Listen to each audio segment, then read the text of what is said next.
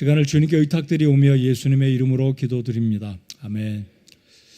오늘 31장 마지막 설교 사무엘상 마지막 강해는 사울의 최후라는 제목으로 말씀을 전하겠습니다.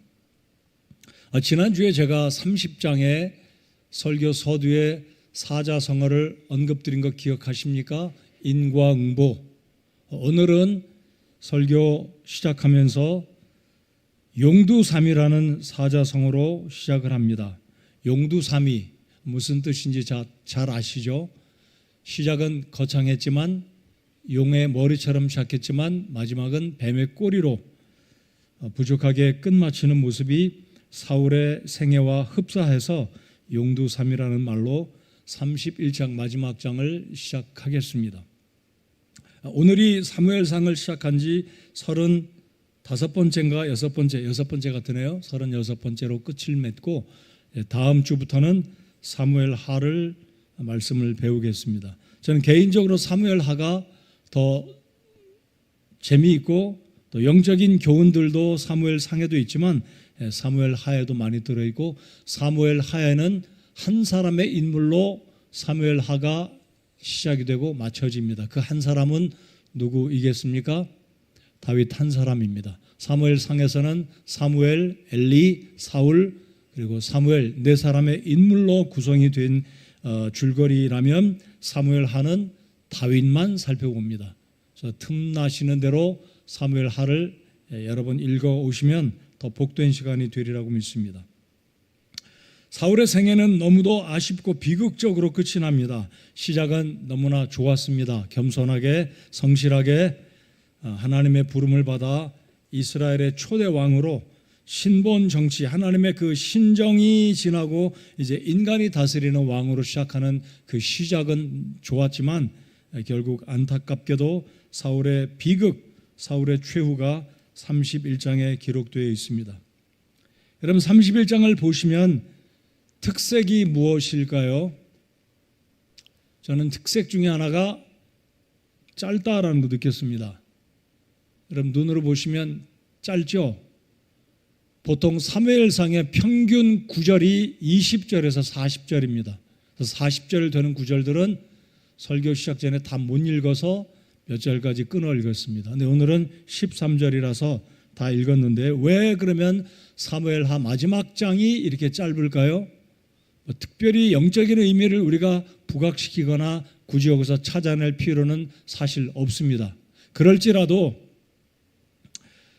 저도 그렇게 생각했지만 성경 주해하는 학자들은 성경의 원문 사무엘상과하는 원래 두 권으로 나눠져 있다 안 나눠졌다? 안 나눠졌었습니다. 그리고 본래 신구약 성경의 원어 성경은 장과 절이 있다 없다요? 없습니다. 누가 나누었는지는 제가 말씀은 그냥 드리진 않겠고 이 사무엘하 마지막 장 31장 특별히 사울의 집안의 몰락, 사울의 비극적인 죽음이 기록되는 이 장면에 성경의 저자가 본래는 장절이 없지만 이렇게 짧게 사람들이 편집해 놓았고 그리고 히브리어 유대인들이 편집한 그 성경에서는 절들을 붙여두게 되었는데 짧게 편집된 거는 아마 그런 나름대로의 사울의 비극적인 죽음의 의미가 중하지 않기 때문에 짧게 편집이 되었다라고 저는 생각해 보았습니다. 반면에 30장은 31절입니다. 우리가 지난주에 30장을 살펴보았을 때 시글락 사건, 인과응보, 물론 다윗이 하나님께 여쭙지 않고 사울을 피해서 시글락으로 아기스 왕에게 망명을 갖고 블레셋을 도우려고 참전했다가 하나님께서 피할 길을 주심으로 시글락으로 돌아오기는 했지만 그래도 30장 다윗의 사건은 31절로 30장 끝부분은 좋은 결말을 맞이합니다. 그렇죠? 빼앗겨 갔던 포로로 잡혀갔던 아내들과 자녀들 그리고 재산들을 다 되찾아오는 하나님의 축복의 모습이 있다면 31장은 비극적으로 정말 안타까운 모습이 31장입니다. 자, 그 이유는 말씀드린 대로 다윗의 교만, 하나님 앞에 불순종했던 끝까지 죽음 직전에서도 사울은 회개하지 않습니다. 어떤 구절에서도 신구약 어디에서도 사울이 회개했다라는 구절은 찾아볼 수가 없습니다. 안타깝게 사울은 그렇게 인생이 하나님의 저주와 심판으로 멸망을 받게 되는 모습입니다. 그래서 오늘 31장을 보면서 저와 여러분의 인생도 어떻게 마지막을 맞이할 건가? 내일이 마지막이라면 오늘을 어떻게 아름답게 성실하게 살다가 마지막을 맞이할 것인지 31장을 통해서 교훈을 받아야 하겠습니다. 자, 1절에 보면 블레셋과의 전투가 시작되었는데 파죽지세로 이스라엘은 힘 한번 쓰지 못하고 수세로 몰려 어디까지 도망을 가냐면 그 유명한 길보아 산으로 후퇴를 거듭합니다. 보시면 자, 여기가 아벡입니다. 아벡. 그러니까 블레셋은 요 이스라엘 유다의 남쪽에 서남쪽에 살고 있던 5개 도시에 블레셋 연합군이 모여서 전쟁을 치르기 위해 아벡에 모였다가 이스르엘 또는 예스르엘, 여기 보시면 써 있죠. 이스르엘, 영어로 이렇게 써 있는데 결국 어디까지 이스라엘군이 후퇴를 하냐면 여기 보시면 우측에 요단강 서편에 길보아 산이 있고 그 오른쪽에 보면 벳샨이라고 있습니다. 그래서 여기에 기브아에서 사울이 이끄는 이스라엘 군대도 이스라엘로 올라갔고 블레셋도 예스르엘 평지로 올라가서 양쪽 군영이 진영을 갖추고 전쟁을 준비하고 있던 모습을 28장에서 보았습니다. 왜 여기까지 올라갔는지는 이곳이 전쟁을 위해서는 최고의 좋은 이점이 있기 때문에 양쪽 군사들은 예스르엘로 집결했다가 전쟁을 일으키게 된 거죠. 그래서 결국 이스라엘 군은 후퇴해서 길보아 산에서 사울과 그의 세 아들이 죽게 됩니다. 자, 이제 2절 3절을 보시겠습니다. 2절 보면 사울의 간접적인 죽음의 원인은 블레셋 사람들의 궁수가 쏘았던 활을 맞고 중상을 입고 살아날 가능성이 없다고 사울이 판단을 하게 됩니다. 어디에 맞았는지는 잘 모르겠지만 사울이 4절에 이르기를 자기 병기 드는 부하에게 말하기를 내 칼을 빼어 그것으로 나를 찌르라. 할례 받지 않은 적군들 블레셋 병사들에 의해 죽임을 당해서 수치를 받을까 두렵다. 내가 나를 칼로 찔러 죽이라. 이 이야기를 하자 병기 든 사울의 부하는 하나님의 기름 부음 받은 사람을 칼로 찔러 죽이기를 두려워해서 그 말을 듣지 않습니다. 그래서 결국 사울은 5절에 보시면 자기 칼을 세워두고 그 위에 엎어져서 칼 위에 쓰러져 자살을 하게 되는데 직접적인 어찌 보면 죽음은 사울은 자살을 하고 끝이 나고 그리고 그 6절에 보면 안타깝게도 이와 같이 사울과 그의 세 아들과 그의 병기 드는 자와 그의 모든 사람이 그날에 함께 죽었더라. 그의 모든 사람이 죽었다는 말은 당연히 이스라엘 온 백성 죽었다는 말이 아니고 이 전쟁에 참여했던 사울의 부하 장수들, 유력한 장수들과 사울의 이 지도자들 그리고 싸움에 나갔던 이스라엘 병사들 모두가 거의 전멸했다라는 모습을 이 9절에서 볼 수가 있겠습니다. 여러분, 우리가 28장에서 살펴보았을 때 사울은 이 전쟁을 앞두고 하나님께 여쭈었습니다. 이 전쟁에서 우리가 승리할 수 있을지, 가망이 있는지. 그러죠. 우리 하나님은 사울의 멸망의 시기, 하나님께서 징계한 그 시간이 다가오고 있음을 너무나 잘 아셨기 때문에, 아니 어찌 보면 하나님은 사울의 일가를 결국 몰락시키기 위해서 블레셋과의 전쟁을 아마 하나님께서 허용하셨다고 봅니다. 하나님은 침묵하시자 우림과 둠림도 없고 제사장도 다 죽여버렸고 사무엘마저 존재하지 않았기 때문에 누구를 찾아갔다고요? 부르는 영을 지닌 여자를 찾아갔는데 그 영에 의해서 올라왔던 사무엘이 이르기를 내일 너와 내 아들들이 나와 함께 있을 것이다. 그 사무엘은 실제 사무엘이 아니다라는 것을 지난번에 말씀을 드렸음에도 불구하고 그 사무엘의 영이 사울에게 이르기를 내일이면 너와 내 세 아들들이 죽을 것이다.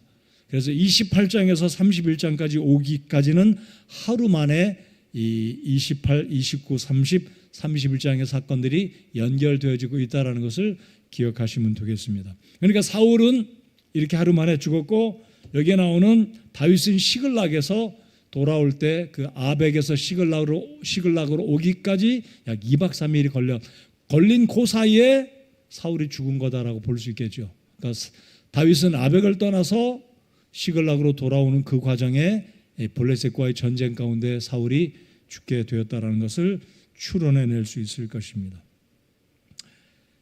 그래서 사울은 결국은 비참한 죽음을 맞이함으로 하나님께서 예언하신 그 예언이 정확하게 성취가 되었습니다. 7절 8절 한번 보시면, 사울과 그의 세 아들이 죽었다는 소식이 예스르엘 주변 그리고 벳산 성벽에 이들의 시신이 걸려있다는 소식을 접했던 이스라엘 백성들은 두려워서 살고 있던 도시를 떠나 피난을 가기에 급급했습니다. 얼마나 안타까웠겠습니까? 살고 있던 집들을 버리고 도망을 하는데, 결국 그 도시들마다 7절에 보시면 블레셋 사람들이 와서 그 도시들에 거하니라. 도시마저도 적군의 손에 다 넘어간 거죠.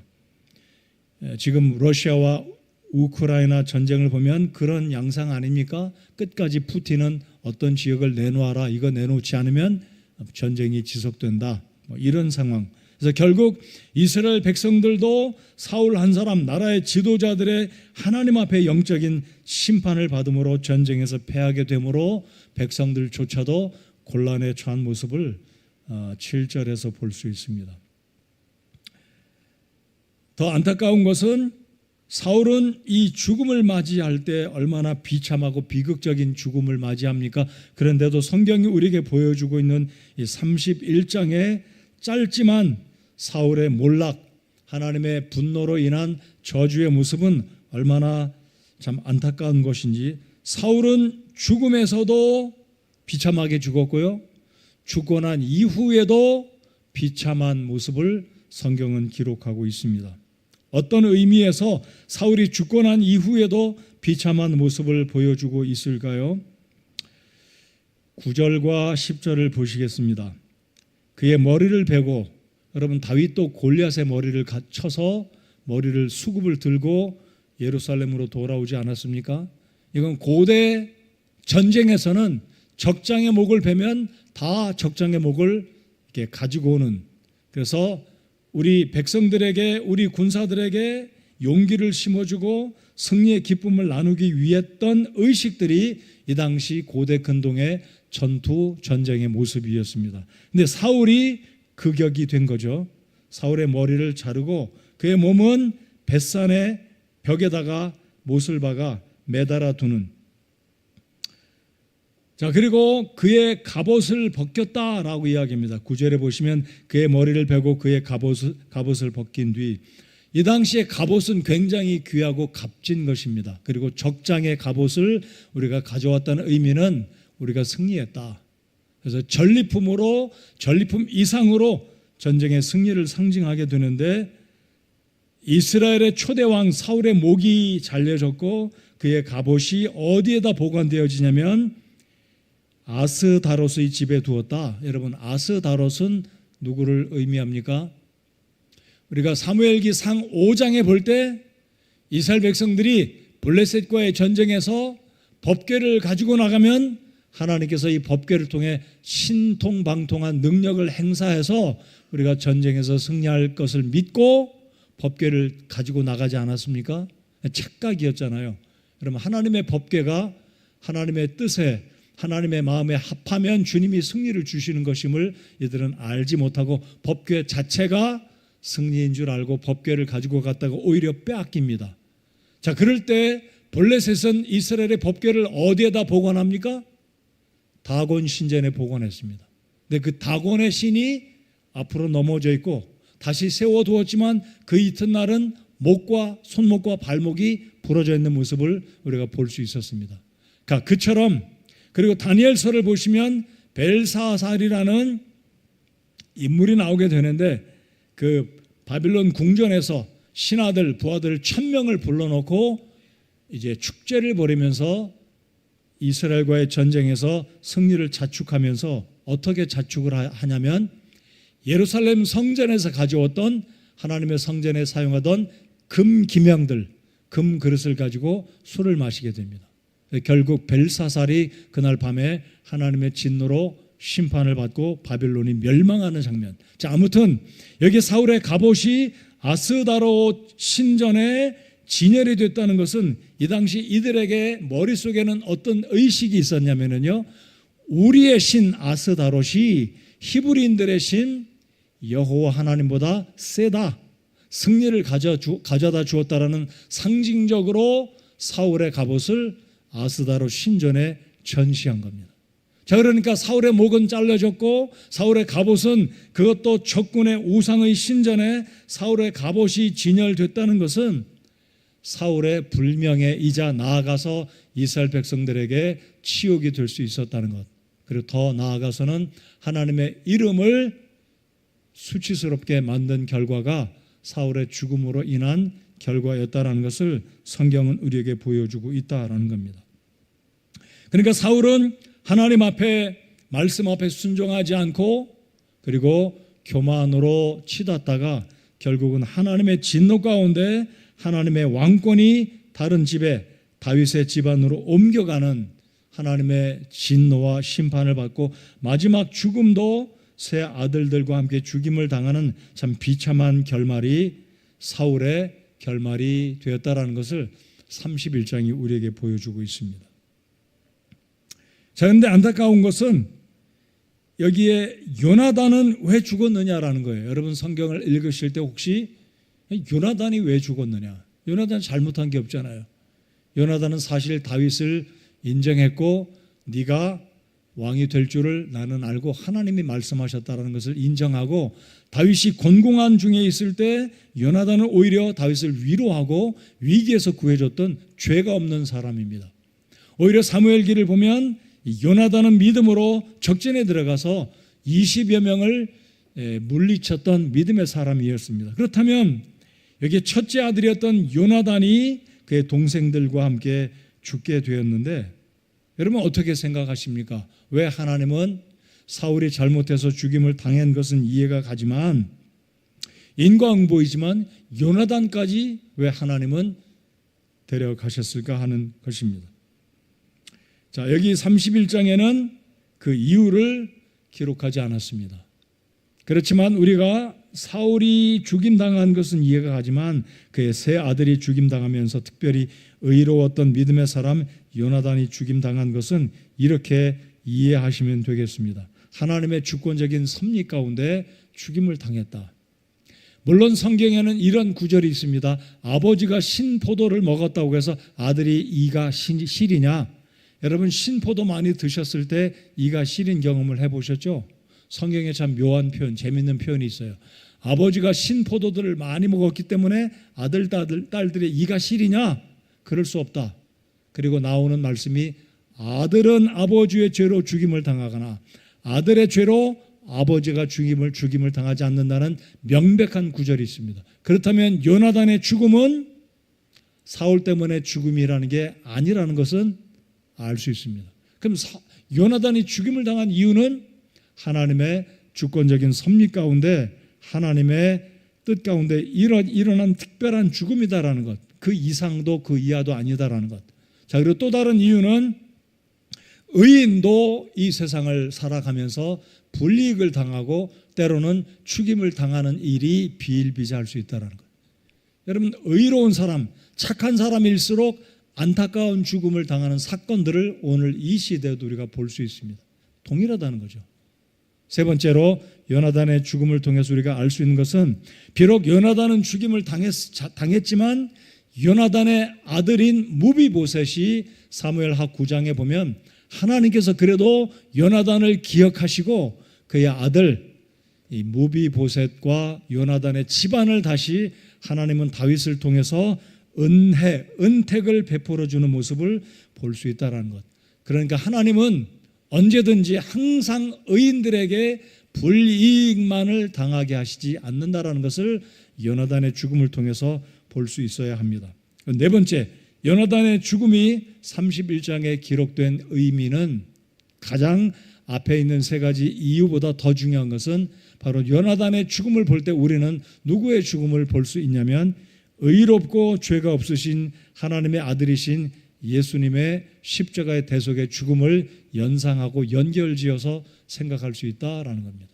요나단은 그렇게 죄가 없었지만 마치 예수님도 죄가 없는 하나님의 아들로 독생자로 이 세상에 오셨지만 저와 여러분들을 구속하시기 위해서 큰 틀에서 하나님의 구속의 역사를 이루시기 위해서 우리 주님이 죽임을 당하셨다는 것. 그래서 이런 의미들이 요나단 31장의 죽음의 이유를 찾을 수는 없지만 이런 측면에서 요나단의 죽음을 이해할 수가 있겠다라는 것입니다. 자, 31장에 요나단 그리고 두 아들, 요나단의 두 동생들과 사울의 죽음이 그렇게 비참하고 안타깝게 기록이 되어 있습니다. 이제 11절부터 13절 보시면 또 다른 이면의 내용이 11절로 13절까지 기록이 되면서 31장이 끝이 납니다. 자, 그러면 11절부터 13절은 어떤 사건이 기록되어 있을까요? 길르앗 야베스 또는 야베스 길르앗, 여러분 성경에 보면 길르앗 야베스 또는 야베스 길르앗이라는 명칭이 바뀌어져서 표현된 장면이 있습니다. 이거는 어떻게 불러도 상관이 없어요. 자, 이 야베스 거주민들이 그들의 왕이었던 사울과 요나단과 그의 두 동생들의 시신을 벳산 성벽에서 가져다가 성대하게, 그래도 성대하게 성의를 다해서 장례를 치르는 장면이 11절부터 13절에 기록되어 있습니다. 자, 그런데 이상한 거 발견하셨습니까? 히브리 사람들은 화장을 하지 않아요. 근데 본문에 보시면 12절에 보면 사울과 그의 아들들의 몸을 벳산 성벽에서 취하여 야베스로 돌아와 거기서 그 몸들을 불태우고 사울의 머리는 못 가져왔을 것이다 라고 생각합니다. 왜냐하면 몸은 이들이 가져갔기 때문에, 전시하고 있기 때문에.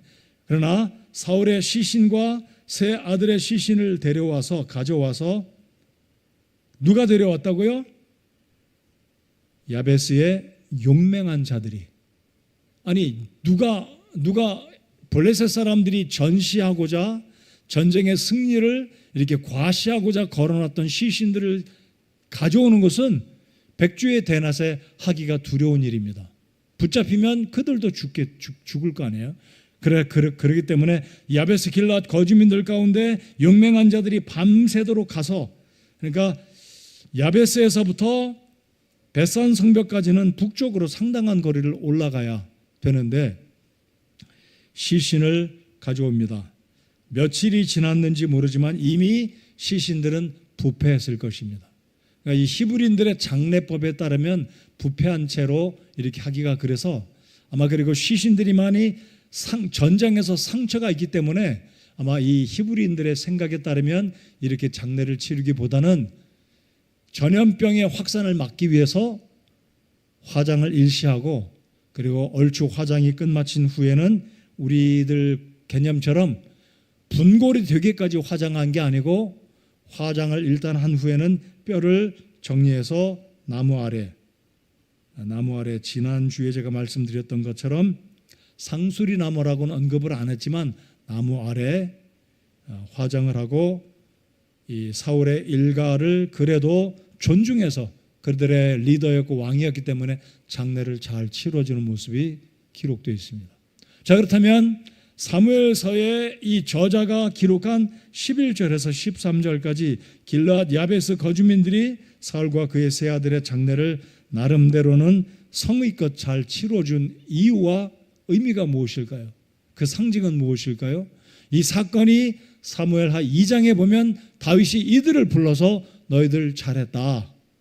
여러분, 비록 다윗은 사울이 어찌 보면 원수 아닙니까? 다윗을 죽이려고 했기 때문에.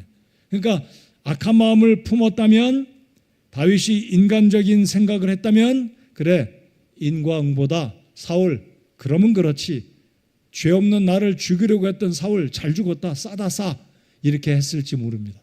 그러지 않았다는 것. 사무엘하 2장에 보면 다윗이 이 소식을 듣습니다. 그래, 누구가 사울과 그의 세 아들의 장례를 정성껏 치러 주었다고 하면서 상을 내려주고 칭찬을 합니다. 우리가 2장을 살펴볼 때 언급을 드리기로 하겠고요. 자, 그렇다면 11절에서 13절까지 이 의미가 무엇인지, 왜 야베스 사람들이 다른 부족들은 도망가기에 급급했고 엄두도 못했을 텐데 밤중에 먼 거리를 마다하고 가서 이 시신들을 거두어다가 장례를 잘 치러 주었을까요? 왜냐하면 이들은 사울의 은덕을 입은 사람들이었기 때문입니다. 그러니까 사울의 초기, 사울이 왕이 되었을 때 어떤 일이 벌어졌냐면 사무엘상 앞부분에 보시면 이 암몬 족속 아기스가 전쟁을 일으키고 이스라엘 온 민족에게 공포스럽게 하고 조건을 하나 제시합니다. 너희들이 내 말을 수락하고 받아들인다면 전쟁을 내가 하지 않겠다. 그리고 이 아기스 왕이 제안한 것은 뭐냐면 이스라엘 군사들의 오른쪽 눈을 다 빼라. 그러면 내가 전쟁을 없던 것으로 하겠다. 그럽니다. 지난번에 우리가 사무엘상 5장을 공부할 때인가요? 오른쪽 눈을 뺀다는 의미는 무엇일까요? 용사들, 이 군인들에게 오른쪽 눈을 뺀다는 의미는 화살을 더 이상 정확하게 겨냥해서 쏠 수 있는 전략, 군인의 어떤 생명과 같은 이 전술 전략을 스스로 제거하는 것과 같은, 마치 전쟁, 이 구약 성경에 자주 등장하는 말의 뒤꿈치에 아킬레스건을 잘라버리는, 뛰지 못하는 거죠. 여러분 아킬레스건 다쳐보신 분 계신가요? 마치 아기스는 이스라엘 백성들을 그렇게 무시했고 굉장한 대가를 요구했을 때 사울이 이 소식을 접합니다. 이 소식을 들었던 사울이 의분을 발하고 소를 각을 뗍니다. 소를 각을 떠서 고기 덩어리들을 12지파에 다 보내고, 아기스가 우리 민족들을 이렇게 무시하고 엄청난 요구를 하니 우리가 이 길앗 야베스 주민들을 돕자라고 이야기하면서 누구든지 전쟁에 참여하지 않는 이스라엘 12지파가 있으면 다 이와 같이 형벌을 받을 것이다 라고 사울이 의분하면서 소식을 전달하자 이스라엘 12지파가 암몬 족속을 무찌르기 위해서 군사가 동원됐고 이 전쟁에서 승리를 거두게 된 사건이 사무엘상 앞에 있습니다. 그러니까 이 길앗 야베스 족속들은, 이 주민들은 사울의 은혜를 입었기에 사울의 슬픔 앞에서 받은 바 은혜를 기억하고 이 일을 행했다라는 겁니다. 그렇다면 이 사무엘상 31장 마지막 장에 이 세 구절에 기록된 의미들은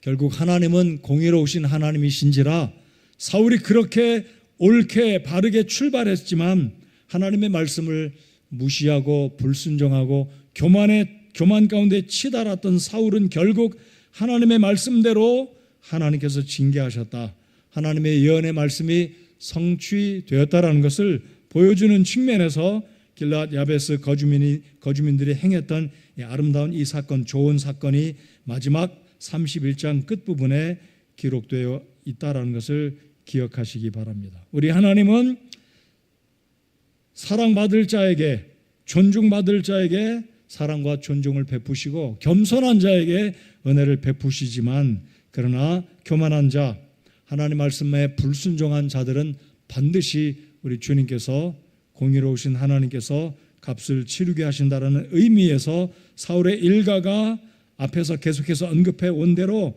결국은 죽임을 당하고 멸망했다라는 것을 증명하듯이 보여주고 있다라는 겁니다. 자, 오늘 사무엘상의 결론을 5가지로 말씀드리겠습니다. 5가지. 이 5가지에서 키워드를 여러분 마음속에 담아 두시기 바랍니다. 5가지. 우리 노란 글자, 노란 단어만 먼저 읽어보겠습니다. 시작. 존중, 겸손, 훈련, 주권자, 마음 중심.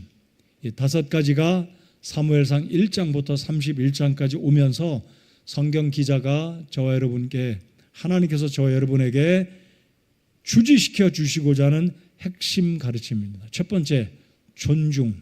하나님은 하나님 당신을 존중하는 모든 성도들, 성경 시대이든지 오늘 이 시대이든지 동일하게 하나님을 존중하는 자를 여전히 존중하신다. 이것이 사무엘상이 우리에게 보여주는 굉장히 중요한 교훈입니다. 두 번째, 하나님은 겸손한 사람을 반드시 복주시고 교만한 자는 반드시 대적하신다.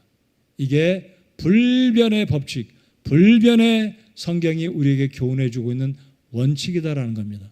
우리 자신들을 돌아보시기 바랍니다. 나는 겸손한가?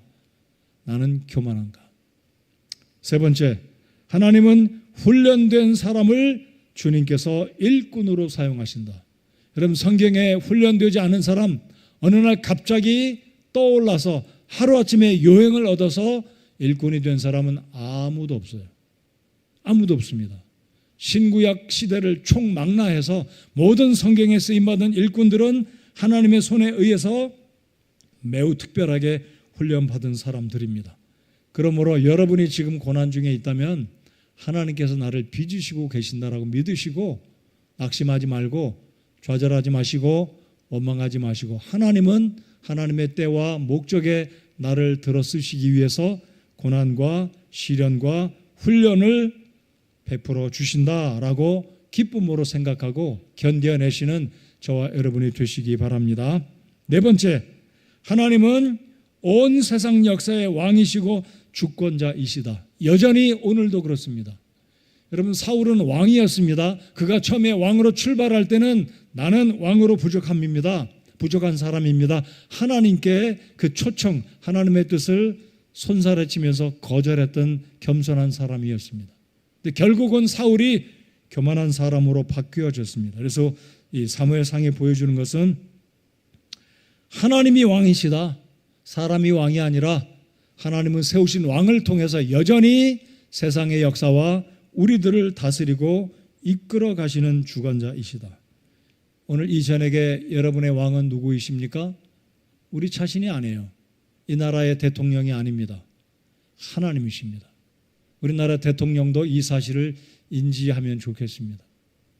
세상에 있는 모든 주권자들이 하나님이 여전히 세상을 다스리시는 우리의 왕이시라는 것을 인정하고 주님 앞에 돌아오기를 바랍니다. 다섯 번째, 사람들의 외모를 봅니다. 그 사람의 어떤 크레딧 그리고 어떤 배경을 봅니다. 소위 말해서 요즘 사람들이 말하는 그런 것들을 다 봐요. 그러나 하나님은 마음의 중심을 보신다. 여러분, 이 시간에 우리의 마음속의 중심이 어떠한지 객관적으로 우리 자신들을 바라보시기 바랍니다. 자, 지난주에 30장 인과응보 말씀드렸고 오늘은 용두삼위 두 개의 사자성어를 말씀을 드렸음을 기억하시기 바랍니다. 이제 사무엘상을 끝맺겠습니다. 교만의 결국은 잠언에 있는 말씀처럼 교만은 넘어짐의 앞잡이, 패망의 선봉이다라고 말씀하십니다. 예화를 하나 들려드리고 마치겠습니다. 타이타닉 영화 보셨죠? 타이타닉 1912년도에 건조된 배입니다. 제가 12년도라는 것을 잊지 않는 것은 제가 1914년도에 건조된 둘루스라는 배에서 1년을 살아왔기 때문에 잘 기억합니다. 여러분, 이 배가 건조된 것은 영국에서 당시에 최고의 기술로 만들어졌습니다. 그래서 3년간 이 배가 건조되었었는데요. 투자된 비용은 당시의 화폐로 150만 파운드, 오늘날 돈으로 치면 미국 돈 2억 달러가 지불됐습니다. 2,400억 원입니다. 그런데 3년간 건조되어서 당시의 특별한 선박 기술로 지금도 한국이 세계 최고의 선박 기술로 인정받고 있음에 우리가 감사하고 자부심 느끼지 않습니까? 근데 이 배가 소위 말하는 대영 제국의 자존심과 같은 이 타이타닉이 3년간 굉장한 당시의 최고의 기술로 만들어져서 이런 말이 있었습니다. 전문적인 용어는 제가 언급드리진 않겠지만 배 공간마다 소위 말하는 그 공기실 이런 게 있어가지고 배 한쪽이 깨지고 부서져도 절대로 이 배는 좌초되거나 바닷속에 가라앉지 않을 것이다 그랬어요. 여러분, 이 지금 타이타닉은 북대서양, 영국과 미국 북쪽에 있는 대서양 바닷속 4,000m 속에 지금도 가라앉아 있습니다. 그 당시에 사고로 몇 명이 죽었는지 아십니까? 1,250명이 고스란히 죽었습니다. 자, 그런데 이 배가 당시에 공식적인 표현은 없지만 이런 말이 있었습니다. 제가 먼저 영어로 한번 읽어드려 볼게요. God himself cannot sink this ship. 그랬어요. God himself cannot sink, S-I-N-K. 하나님조차도 이 배를 가라앉힐 수 없다 그랬습니다. 공식적인 기록은 아니에요. 사람들이 누군가의 말에 의해서 시작됐는지 모르지만 이구동성으로 이런 말이 이렇게 회자됐다는 말은 사람들의 교만입니다. 최첨단의 기술로 만들어진 이 배, 당시에 최고 컸고 최고로 호화스러운 배였습니다. 사람의 머리로는 도저히 이 배는 어디를 가도 물에 좌초될 일이 없을 거다. 교만했습니다. 선장이 그것을 믿었는지 모르지만 앞에 유빙이 떠다닌다는 경고의 말도 무시하고 최고의 속도로 달리다 그만 좌초된 지, 사고 발생한 지 4시간 만에 가라앉았어요. 인간의 교만이다라고 저는 생각합니다. 여러분, 오늘 이 시대에도 교만한 사람은 하나님이 기뻐하지 않으시고 어떤 개인이건 심지어 교회이건 어느 나라이건 누구를 물어나고 교만한 자는 하나님이 대적하십니다. 사무엘상 마지막 31장에 그 결과를 우리가 볼 수 있는 겁니다. 우리 하나님께서 경고를 그렇게 많이 해 주셨고 사울에게 돌이키기를 바라셨지만 말씀드린 것처럼 사울은 마지막 죽는 순간에도 자기의 인간적인 수치를 생각했고 하나님 앞에 왜 죽음을 당해야 됐는지 인식하지 못하고 회개하지 않고 결국은 스스로 자살하고 비참한 죽음으로 끝이 나는 게 사무엘상의 마지막 장면입니다. 자, 이제 사무엘 하의 모습을 볼 때 한 사람의 인물을 통해서 하나님이 어떻게 이 다윗을 통해 예수님을 우리에게 보여주고 있는지 사무엘 하를 통해서 교훈을 받겠습니다. 오늘 5가지를 기억하시기 바랍니다. 존중, 겸손, 훈련. 4번째가 뭔가요? 하나님의 주권, 하나님 여전히 왕이시다. 마지막 5번째. 네? 마음의 중심을 살피신다. 누가 뭐라고 해도 나는 내 마음 중심에 하나님을 사랑하는 마음으로 겸손으로 주님을 왕으로 인정하고 존중하는 자를 하나님은 이 시대에도 축복하시고 교회에 쓰신다는 걸 기억하시는 저와 여러분들 되시기 바랍니다. 우리 함께 일어나서 찬송하겠습니다.